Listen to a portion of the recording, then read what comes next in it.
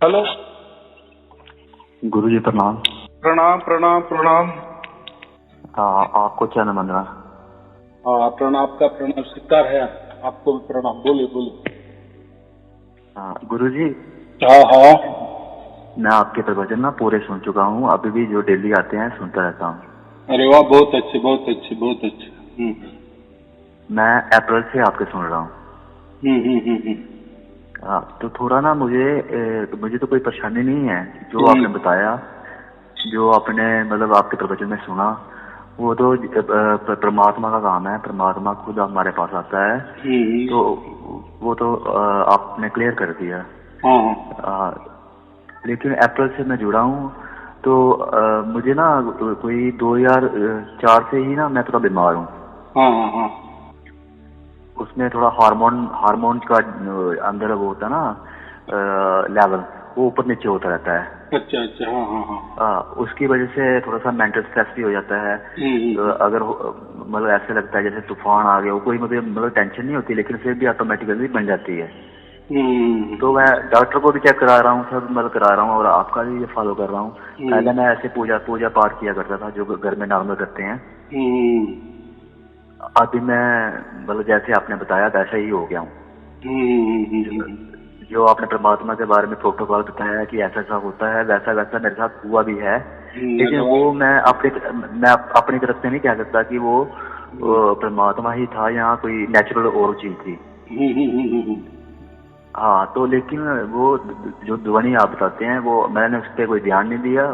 कभी आती है कभी चली जाती है। लेकिन मैं ये सोच रहा हूँ कि वो परमात्मा वाली ध्वनि नहीं थी। क्योंकि अगर वो ध्वनि होती तो थोड़ा ना थोड़ा मेरे को थोड़ा सा मतलब मेरे को ना कोई ऐसे काम नहीं बन रहा। थोड़ी उम्र भी मेरी मतलब 40 के आसपास हो गई है। अभी तक शादी शुदी का कोई पता नहीं है। शादी क्या करूँ, सेहत ही ठीक नहीं है। और मैं जैसे घर से निकलता हूँ ना, तो जैसे बाहर वालों को नहीं पता है मैं बीमार हूँ, लेकिन मैं ऐसे आस पास चलता हूँ तो हो सकता है कोई गाली गलौज कर दे, तो मैं सुन लेता हूँ, किसी से फालतू बोलता नहीं हूँ और अपने काम पे चला जाता हूँ। ना घर वालों को बताता हूँ, ना टेंशन लेता हूँ, ना कुछ है। जो हो रहा है अपने कर्मों का जो भी। गुरु जी, अब ये मेरे को लास्ट में पूछना था कि जो अभी मतलब जो परमात्मा है, जब वो कुछ सात शब्द के रूप में हमारे अंदर उतरेगा, वो स्वयं तत्व स्वयंभू है। क्योंकि ऐसे तो दुनिया में स्वयंभू सबको बोलते हैं, लेकिन स्वयंभू का मतलब होता है जो किसी का आकार विकार ना हो, लेकिन उसका कोई अनुभव हो। तो वो हमारे अंदर जब उतरता है तो वो क्लियर सी बात है कि हमें ऐसे लगता है कि हमारा भी कोई है, हमारा भी कोई बाप है, हमारा भी कोई देखने वाला है।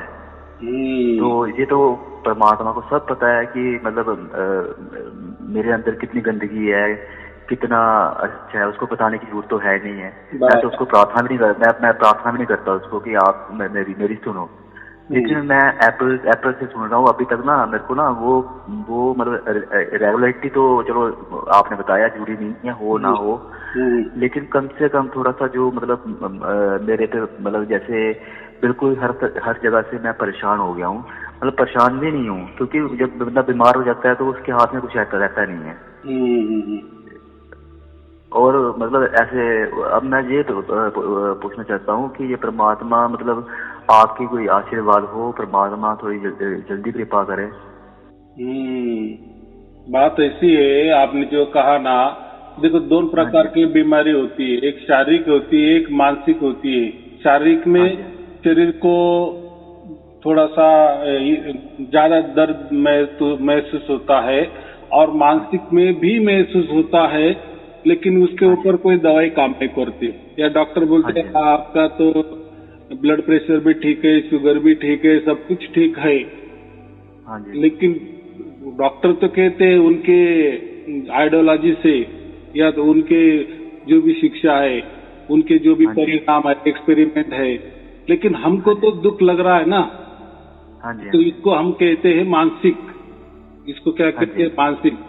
और दुनिया में ऐसा है कि 80% लोग मानसिक रोगों से ग्रस्त है। बहुत सारे लोगों को नहीं समझता, लोग सबको ही शारीरिक बीमारी ही समझते हैं, लेकिन उसमें से जितने भी समझो 100 बीमारी है, उसमें से हाँ जी 80% बीमारी ये मानसिक वाली होती है, ना कि शारीरिक। लेकिन हाँ जी हाँ जी दुख ऐसा होता है कि शरीर को ही होता है, तो इसलिए फिर हम कहते हैं कि वो शारीरिक वाली बीमारी है, लेकिन वो शारीरिक वाली बीमारी नहीं होती। तो हाँ जी फिर ये बीमारी क्यों होती है मानसिक वाली, कि जिसका इलाज ही नहीं होता? डॉक्टर भी हाँ क्या जी करे, वो बोलते हैं सब कुछ आपका तो नॉर्मल है, तो दवाई भी क्या दूं? लेकिन हम हाँ तो जी बोलते हैं नहीं नहीं, लेकिन मुझे तो तकलीफ होती है। तो हाँ ये जी जो हम बोलते हैं ना, डिप्रेशन में चले जाते हैं ऑटोमेटिक। हम अच्छे रहते 5 मिनट एकदम आनंद आनंद में, और दूसरा 5 मिनट ऐसा निकल जाता है, डायरेक्ट डिप्रेशन में चले जाते हैं। बिल्कुल बिल्कुल बिल्कुल और ऑटोमेटिक सब दुखी लगता है, ऐसा लगता है कि अभी आत्महत्या कर लो, या हाँ दुनिया में देखो मुझे ही आत्महत्या ऐसा। भी आत्महत्या भी मैं कर लेता, लेकिन मेरे को पता है ना फिर आत्महत्या करके आत्मा कहाँ जाएगी, इधर ही रहेगी। उसको दोबारा पिंजरे में कैद कर दिया जाएगा। तो जो बीतना है, जो देखना है, तो वो तो अभी देखना है ना। लास्ट तक की बात की आपने, जैसे कोई 6ठी कक्षा का लड़का है, बराबर? हाँ जी हाँ जी हाँ जी वो तो, और उसने सब क्लास भी अटेंड कर रहा है, लेकिन हाँ जी बीच में ही उसने छोड़ दिए, हाँ जी हाँ जी उसने क्लासेस बीच में छोड़ दिए कि नहीं नहीं, वो सर बहुत मारता है, या बहुत डांटता है, या बहुत सारा अभ्यास दे देते हैं, मुझसे नहीं होता है। वो डिप्रेशन में चला जाता है और स्कूल को जाता ही नहीं है। घर वाले को लगता है कि जा रहा है क्या, लेकिन ये बीचों बीच डांडे मारता है, स्कूल को जाता नहीं। परिणाम क्या होता है? हाँ जी इसको तो अच्छा लग रहा है कि मैं बाहर हूँ, अभी सब तकलीफ से मैं बच रहा हूँ, अभ्यास से मैं बच रहा हूँ, गुरुजी का मार खाने से मैं बच रहा हूँ, टीचर का मार खाने से बच रहा हूँ, अभ्यास से बच रहा हूँ। लेकिन उससे क्या होगा? वो फेल हो जाएगा, वापिस 6ठी कक्षा ही उसको आना पड़ेगा, वापिस दोबारा उसको ये करना पड़ेगा। ये जैसा खेल है ना, वैसा ही ये आत्महत्या का होता है। आत्महत्या करने से क्या होता है? वापिस आपको वहीं से शुरुआत हो जाती है। ऐसा कुछ नहीं है। और ऐसा है जीवन में, ये जो दुख होता है ना, हर एक को ऐसा लगता है कि पूरे दुनिया में मेरे जैसा दुखी कोई नहीं है, हर एक को। बिल्कुल बिल्कुल। मैं किसी को बताता हूँ ना, तो वो मेरे से भी ऊपर बता देता है, जबकि उसको होता नहीं है। लेकिन वो ऐसे बातों में प्रैक्टिकली नहीं होता उसको, लेकिन वो थ्योरेटिकली मेरे को बता देता है कि नहीं, मैं तेरे से भी ज्यादा दुखी हूँ। तो ये जो है ना पृथ्वी, हम समझे ये जो प्रकृति ने, ये दुखालय ही है।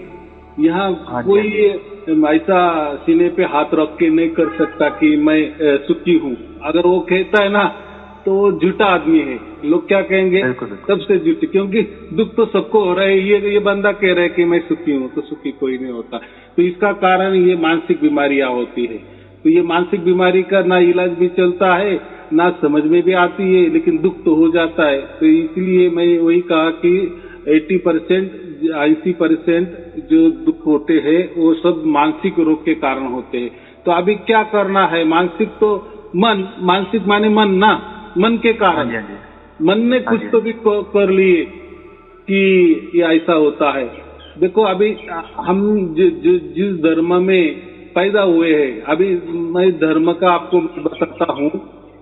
धर्म, लोग क्या कहते हैं, मजहब को भी धर्म ही समझ लेते हैं, संप्रदाय को भी धर्म ही समझ लेते हैं, हमारी जो जात है उसको धर्म समझ लेते हैं। यानी वो धर्म का उपयोग क्या करते हैं, सभी को बोलते हैं। लेकिन धर्म और संप्रदाय ये दोनों अलग है, बराबर। जैसा हम कहते ना का हिंदू धर्म है, मुस्लिम धर्म है, सिख धर्म है, पारसी धर्म है।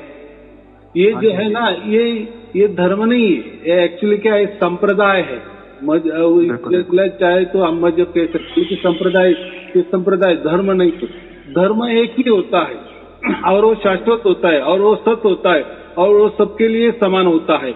लेकिन फिर आज के लिए ये जो लोग बोलते हैं कि ये सब धर्म है, फिर अलग अलग क्यों, अलग अलग परिभाषा क्यों, अलग अलग नियम क्यों?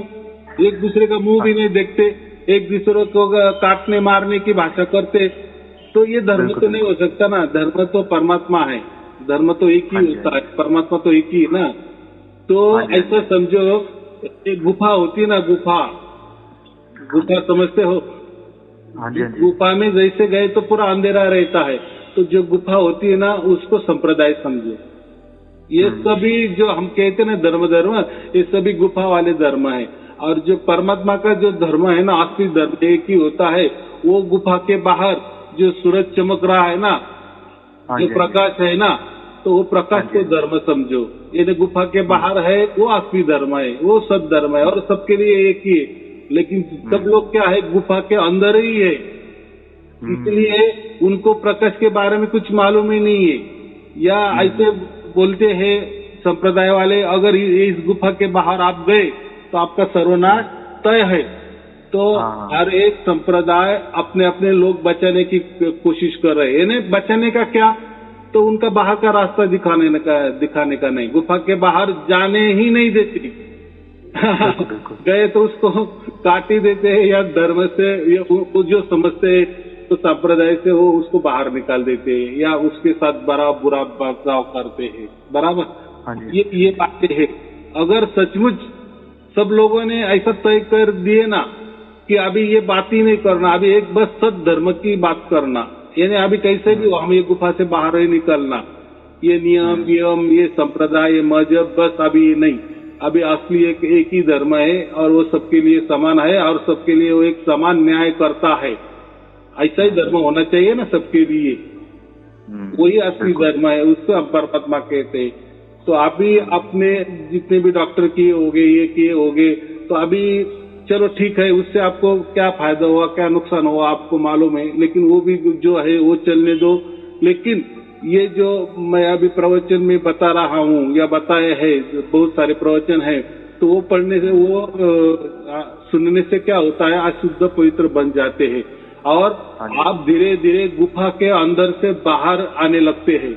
जो गुफा के अंदर बैठे हुए है ना, फिर आपका कोई भी धर्म हो, देखो धर्म तो जो हम कहते हैं उसको धर्म नहीं कहना, लेकिन गुफा के अंदर जो संप्रदाय है ना, जो उसको धर्म ही कहते हैं लोग, लेकिन रहते तो गुफा के अंदर, उसको धर्म नहीं कहना चाहिए, वो संप्रदाय है। लेकिन जिस संप्रदाय में हम पैदा हुए ना, तो उससे बाहर कोई जाने नहीं देता, या जिस संप्रदाय में हमने जन्म लिया ना, वो हमको ऐसा समझे जन्म से चिपक जाता है ना।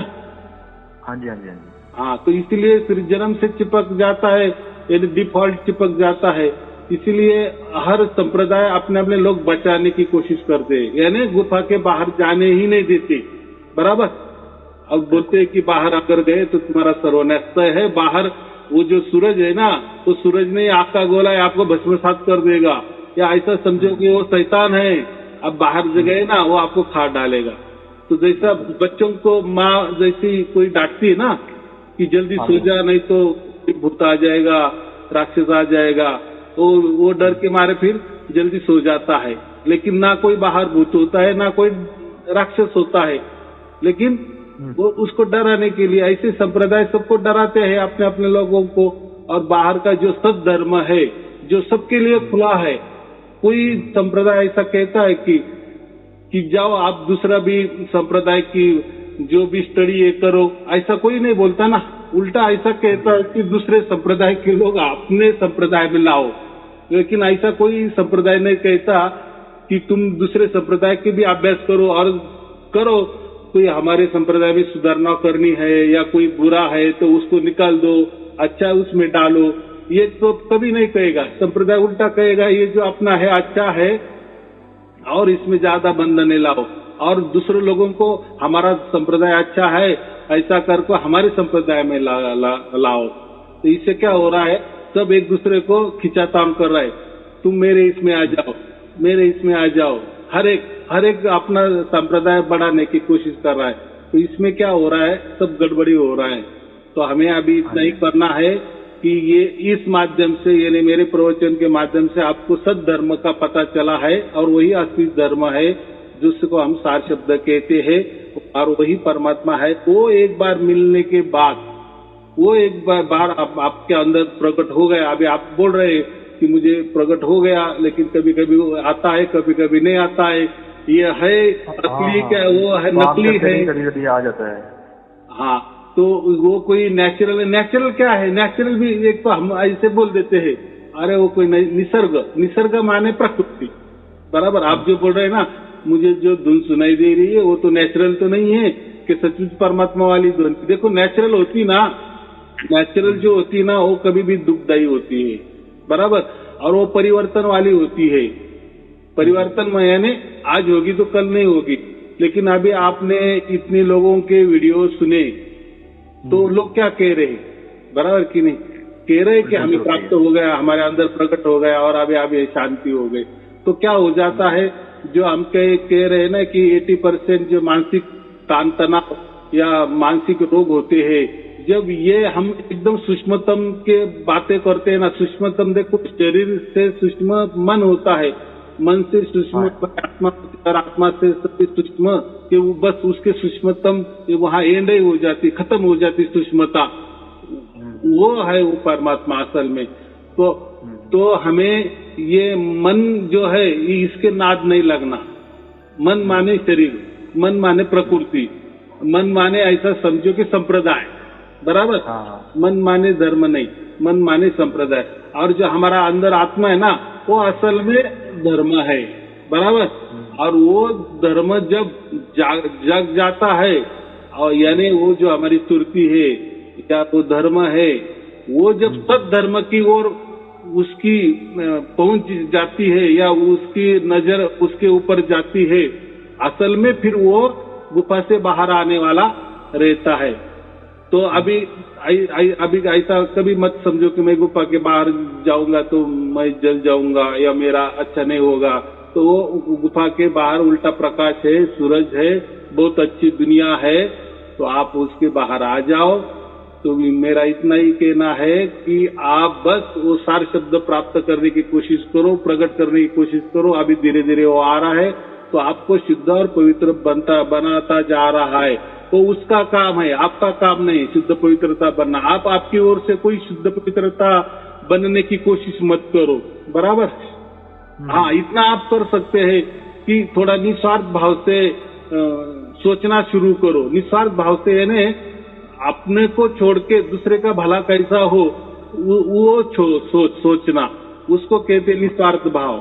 और स्वार्थ माने बस अपने ही लिए या अपने परिवार के लिए ही लिए या खुद के लिए ही सोचना, उसको क्या कहते हैं, हम स्वार्थ कहते हैं, बराबर। तो थोड़ा निस्वार्थ अगर बनेंगे, जैसा परमात्मा निस्वार्थ है ना, वो खुद ब खुद दूसरे हमारे पास आता है, बराबर, हमने उसके पास जाते क्योंकि हम तो बंधे हुए हैं। तो वही अपना बच्चा जो आत्मा है या सुरती है उसकी तरफ आता है, तो वो क्या होगा, निस्वार्थ भाव हुआ ना।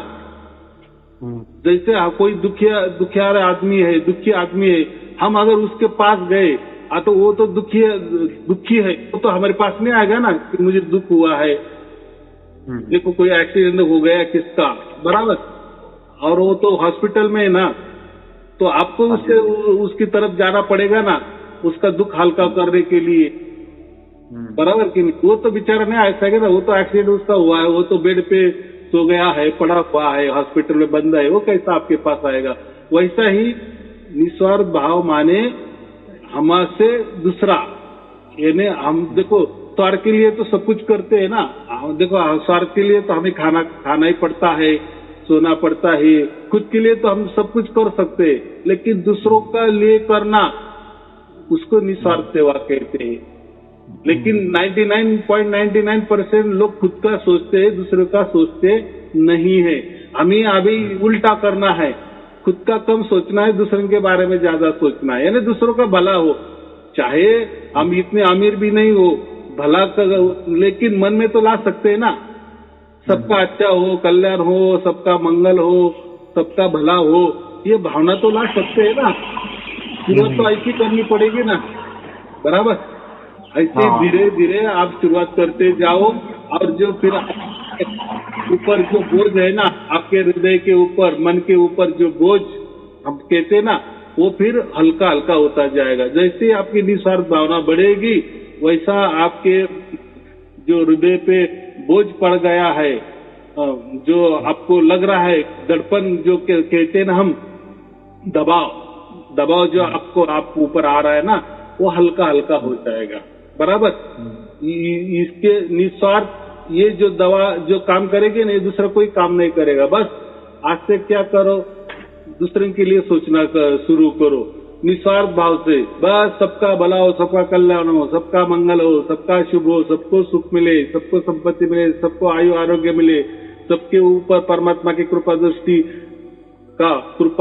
का वर्षाव होता रहे, होता रहे, होता रहे। बस ये मन में कल्पना करना या मन में रटते रहना, बस बहुत हो गया। वो भी परमात्मा को सब समझता है कि चलो ये निस्वार्थ भावना से सेवा करते, तो उससे क्या होता है, फिर वो जल्दी हमारे अंदर प्रकट हो जाता है। एक बार वो हमारे अंदर 24 घंटा प्रकट हो जाने के बाद, ये जो आप बोले ना मुझे जो दुख हो रहा है, मानसिक बीमारी, वो फटाक से चली जाएगी, जल्दी से जल्दी चली जाएगी।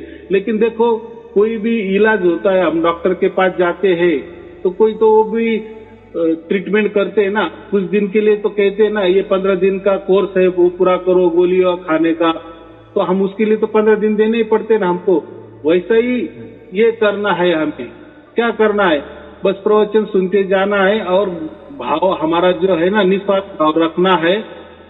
फिर देखो परमात्मा आपके हमारे अंदर उतरता है, और फिर जब उतर जाता है तो पूरा कंट्रोल वो कर लेता है, पूरा मस्तिष्क का, फिर शरीर हो हमारा, फिर मन हो, फिर हमारी सुरती हो, पूरा कंट्रोल वो कर लेता है, बराबर। फिर कंट्रोल करने के बाद फिर परमात्मा ही हमारा सब कुछ चलाता है।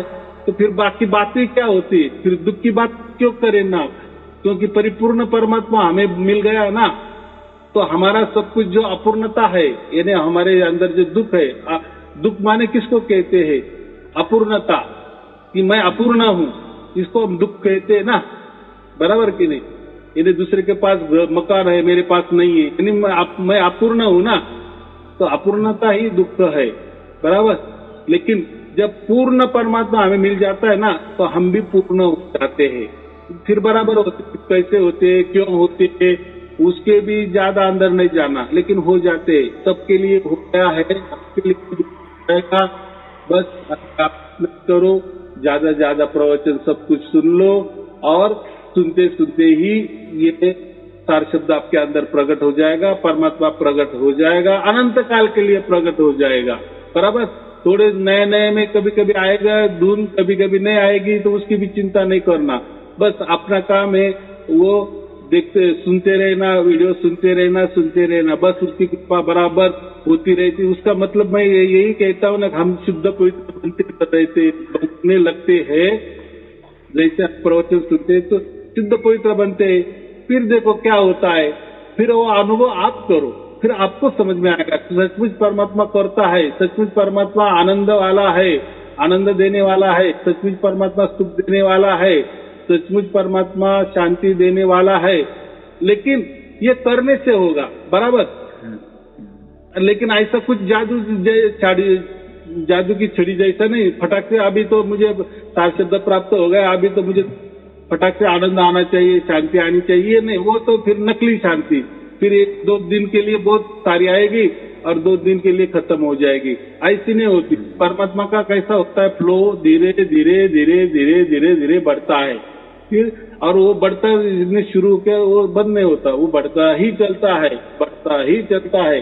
तो इसका ही मतलब क्या होता है, पूर्ण रूप से वो कब्जा परमात्मा हमारे ऊपर कर लेता है, पूरा मस्तिष्क को उसके अंडर में ले लेता है, शरीर ले लेता है, सुरती लेता है, आत्मा ले लेता है, और पूरा जीवन हमारा वो चलाता है। फिर वो जीवन हमारा चलाता है ना, फिर हमें समझ में आता है कि यार मैंने तो ऐसी कल्पना भी नहीं की थी कि मैं सुधर जाऊं या मैं ये दुख से निकल जाऊं। ऐसा तो मैं सोचता था कि नहीं, अब ये जिंदगी भर मेरा दुख ऐसा ही रहेगा, लेकिन बाद में आपको समझ आएगा नहीं, ऐसा भी हो सकता है, अंधेरा है कभी न कभी रोशनी, यानी दिन आने वाला ही है। आज हमको रात लग रही है, रात्रि है, लेकिन थोड़े समय के बाद दिन आने वाला ही है, बराबर। हाँ, तो ये होगा, तो कोई चिंता की बात, बहुत अच्छी बात है, आप अभी सुन रहे हो और हो भी गई है कि आपके मन मुताबिक 24 घंटा नहीं हो रही है और आपके मन मुताबिक आपका दुख नहीं जा रहा है, तो कोई चिंता की बात नहीं, वो भी जाएगा, लेकिन धीरे धीरे जाएगा और सचमुच में जाएगा। और वो सत है तो वो सत जैसा ही काम उसका होता है। देखो अगर परमात्मा असत होता है तो फिर वो भी असत जैसा काम होगा ना, तो वैसा नहीं होता। परमात्मा परमानेंट के लिए होता है, निरंतर होता है, अखंडित के लिए होता है और अनंत काल के लिए होता है। और जब उसका प्रगटीकरण हो जाता है पूर्ण रूप से, तो फिर हमारे पूर्ण जीवन, अगला जीवन देखो, फिर एकदम हम कल्पना भी नहीं कर सकते, ऐसा हमारा जीवन उज्ज्वल और एकदम आनंदमय हो जाता है। वो उसकी व्याख्या भी नहीं कर सकते और कल्पना भी नहीं करना। वो परमात्मा जाने और हमारा जीवन जाने, वो बराबर करेगा। बस उसके ऊपर विश्वास रखना। चलो ठीक है, फिर शुभ आशीर्वाद। सत साहेब जी, सत साहेब जी, सत साहेब जी।